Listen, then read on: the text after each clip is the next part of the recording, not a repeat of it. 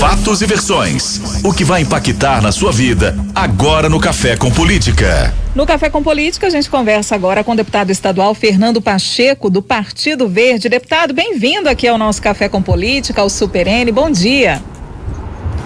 Bom dia, Adriana. Bom dia também ao Rodrigo. Bom dia, deputado. Eu queria agradecer o convite de estar com vocês no programa Café com Política da Super N, Rádio Super. É uma honra para mim e estamos aí para poder trocar informações que forem necessárias. Vou aproveitar, deputado, já começar aqui falando sobre turismo com o senhor, já que o senhor é vice-presidente da Comissão de Turismo e Gastronomia. O turismo que sofreu um impacto muito grande, né, nesse início do ano, com as chuvas que prejudicaram bastante algumas cidades históricas. Conversamos, inclusive, sobre isso com o secretário de Cultura e Turismo de Minas Gerais, Leônidas Oliveira, aqui também no Super N. E, além disso, tivemos a questão de Capitólio, né, que reconfigurou toda a questão turística de cidades ali no entorno do Lago de Furnas. Como que o senhor viu essa situação? De que forma que é possível, né, a Assembleia trabalhar para traçar algumas medidas para regular o turismo, principalmente nas cidades lá próximas, né, a Capitólio, até mesmo Capitólio, que vai precisar agora de um novo reposicionamento? O problema ocorrido lá em Capitólio, né, aquele desastre natural que aconteceu lá, mas que afetou, de certa forma, a integridade das pessoas, e ele nos revelou o quanto nós estamos um pouco despreparados, né, quanto à segurança. Mas, pelo outro lado, a gente já vem na Comissão de Gastronomia e Turismo trabalhando uma retomada, né, para os eventos e também para fomentar o turismo através da gastronomia e da cultura em geral. O Recomeça Minas, feito pela Assembleia no ano passado, foi o indutor para nós continuarmos, né, investir pensamentos, recursos e condições para o nosso turismo, uma vez que Minas Gerais é muito pródiga em recursos naturais, em costumes, culturas. Nossa culinária é uma das melhores, se não for melhor, do nosso país. Nós temos uma música de altíssima qualidade, temos folias, temos cavalhadas, temos eventos folclóricos inúmeros, e o mais importante, né, a nossa tradição de ser costumes do interior. Nós temos as festas agropecuárias, as exposições aqui na minha região. Isso é um motivo de grande movimentação para o turismo, de eventos, e a gente tem que juntar tudo isso, né? A falta de condições e infraestrutura que se revelou no acidente de Capitólio, mas também a fonte inesgotável de recursos naturais, costumes, culturas que o povo mineiro tem. Nós temos um estado com a dimensão de um país, né, muito grande, muito diverso, e isso tem que ser usado a favor. É isso que nós, lá da Comissão de Gastronomia e Turismo, estamos querendo promover. Até estivemos com o secretário de Cultura, né, do Estado, da Secult, e ele mesmo nos confidenciou que dos parcos recursos que investem em cultura, 96% fica na capital, fica em Belo Horizonte. Isso é desproporcional, pelo que eu falei, né? Nós temos um Estado enorme, maior do que a França, maior do que a Espanha, e com diversidades inúmeras, e os recursos, ainda que poucos, 96% dele ficam restritos à capital. Então nós temos que mudar isso, mas também pedir mais dotações orçamentárias para institucionalizar um turismo amplo, com infraestrutura que proteja as pessoas preventivamente, né? Não ocorreu o que ocorreu lá em Capitólio, uma forma negligente, a meu ver, daquilo ter sido daquele jeito, né? Com aqueles sinais todos, as pessoas muito próximas sendo avisadas e não tinham uma guarda para dar aquela atenção imediata. Então, nós temos erros, mas temos muito mais pontos positivos para fazer os acertos totais, né? Que não possam culminar com catástrofes e fatalidades como foi em Capitólio. O deputado, a gente vê essa história de Capitólio. Lá em Capitólio, por exemplo, a Polícia Civil está investigando, inclusive, a possibilidade de que o empreendimento que foi construído logo acima da área onde aconteceu aquele acidente possa ter influenciado no deslocamento daquelas rochas para que tivéssemos visto as cenas que vimos. Em Ouro Preto, nós tivemos o desabamento daqueles casarões interditados há mais de 10 anos e nada havia sido feito efetivamente até então para se evitar aquela cena também que a gente viu e que nos chocou. E é claro que isso depõe contra o turismo do estado, obviamente. Para quem está nos vendo de fora, causa às vezes uma impressão ruim, negativa do estado.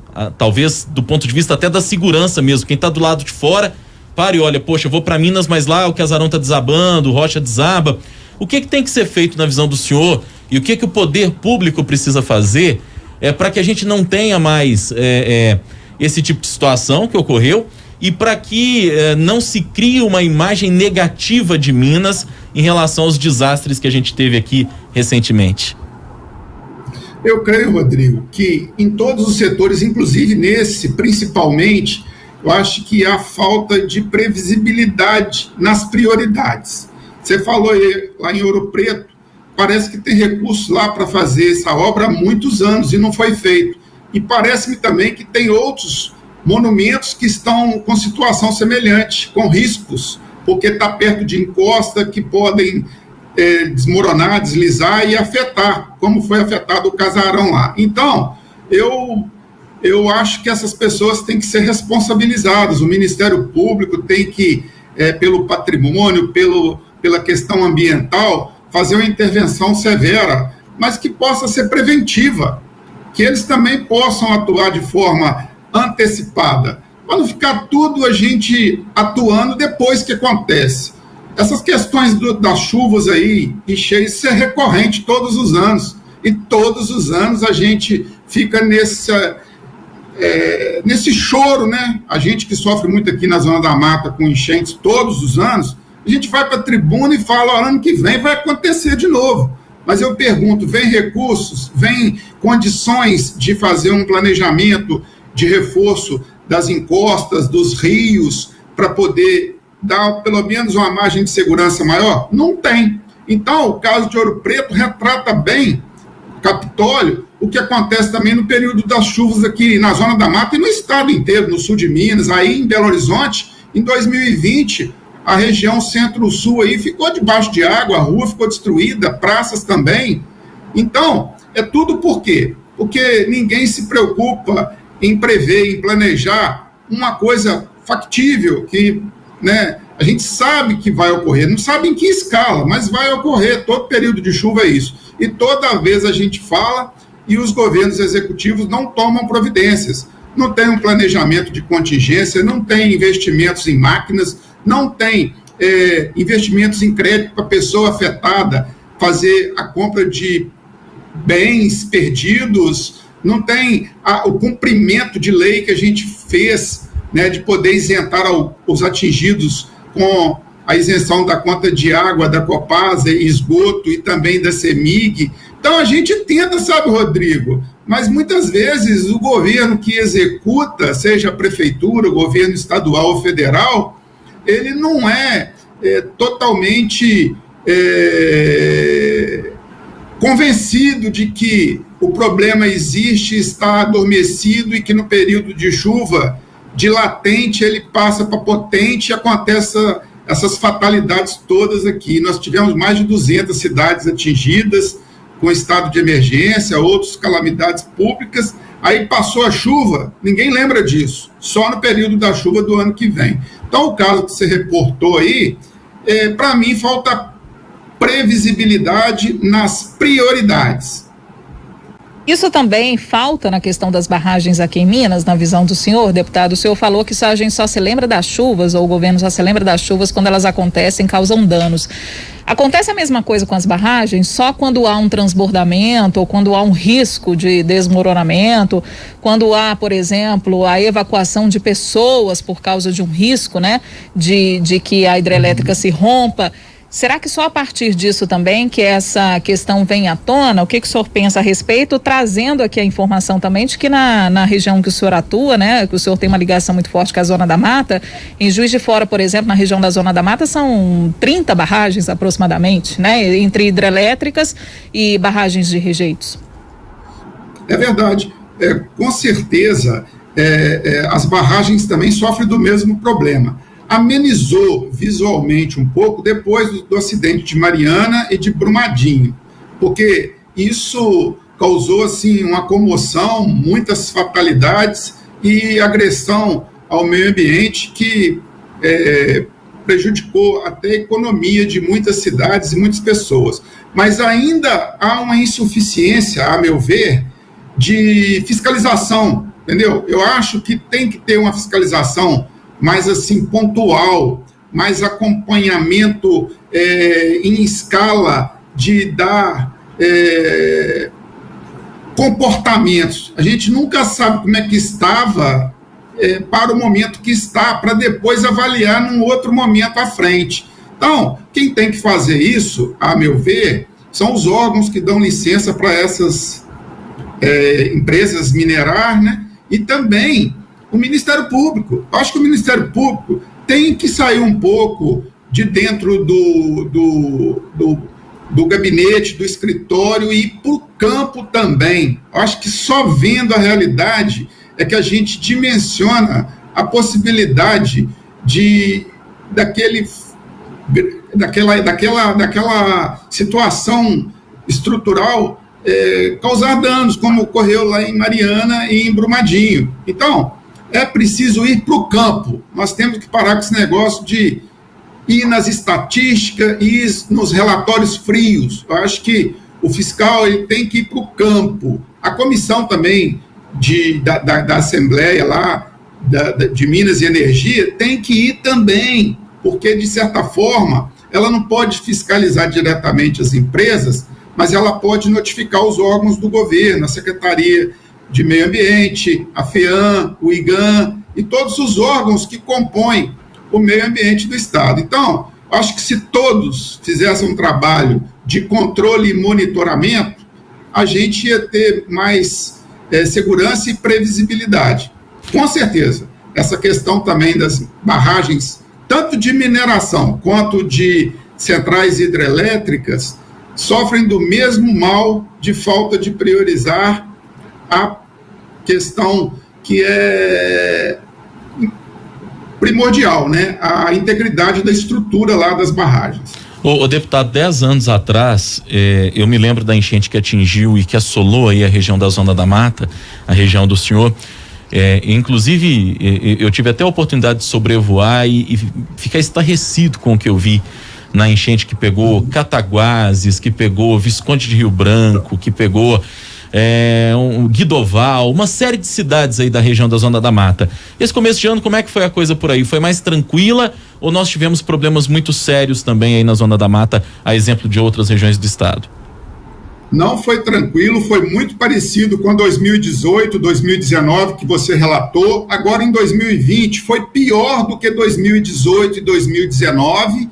O Rio Pomba subiu aqui mais de 9,5 metros, né? Dona Eusébia, Muriaé também foi muito afetada, Astolfo Dutra, Guidoval, como você falou, Rio Pomba, Visconde do Rio Branco, Ubá, são cidades que foram muito afetadas. A cidade de Cataguases, onde eu resido, ela todo ano, Rodrigo, você pode escrever, vai ter cheias, e tem sido cheias assim, que batem recordes. Antes demorava 20, 30 anos para ter cheias desse porte, agora está acontecendo em intervalos de 2, 3 anos.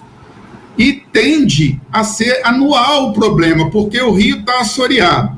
As represas estancam a água quando chove e enche os rios, demora a baixar.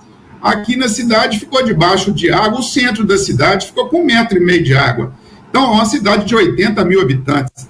Então, lá é outra bacia hidrográfica, mas o rio Muriaé também, lá sobe assustadoramente, comprometendo não só a população ribeirinha, mas também a cidade e parte da cidade que é banhada pelo rio. E aí a gente vai em Carangola, o mesmo problema.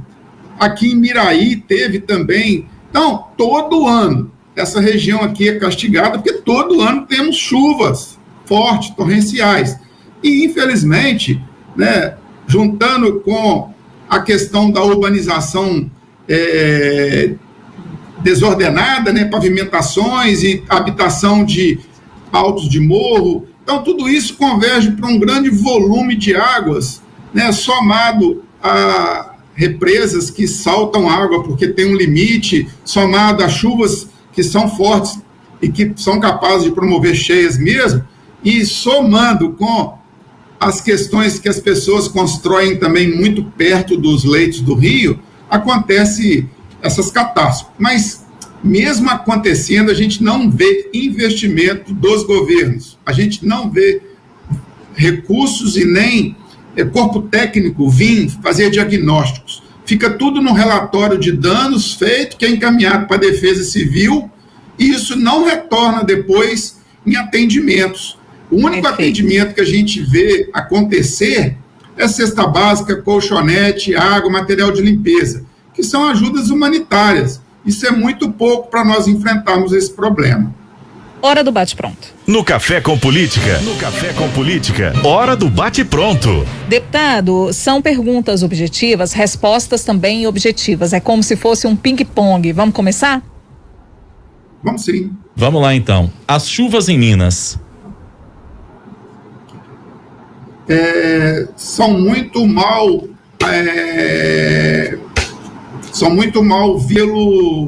pelo ponto de vista do estrago que ela pode promover, e o governo não se preocupa com isso. Os reflexos no turismo. Falta investimentos. A representação política da Zona da Mata. É muito fraca. Governador Romeu Zema. Está fazendo uma boa gestão, mas não está ajudando os municípios do interior. O presidente da Assembleia, Agostinho Patrus. Um líder que, na minha opinião, está revolucionando a Assembleia Legislativa. Presidente Jair Bolsonaro.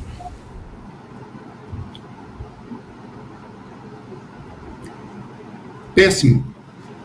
Deputado estadual Fernando Pacheco, do Partido Verde, vice-presidente da Comissão de Turismo e Gastronomia da Assembleia Legislativa, nosso convidado de hoje aqui no Café com Política. Deputado, prazer falar com o senhor. Muito obrigado pela entrevista. Prazer foi meu, Rodrigo. Muito obrigado a você, Adriana, e a todos da Super N aí do Café com Política. Obrigada, viu, deputado? Um ótimo dia para o senhor.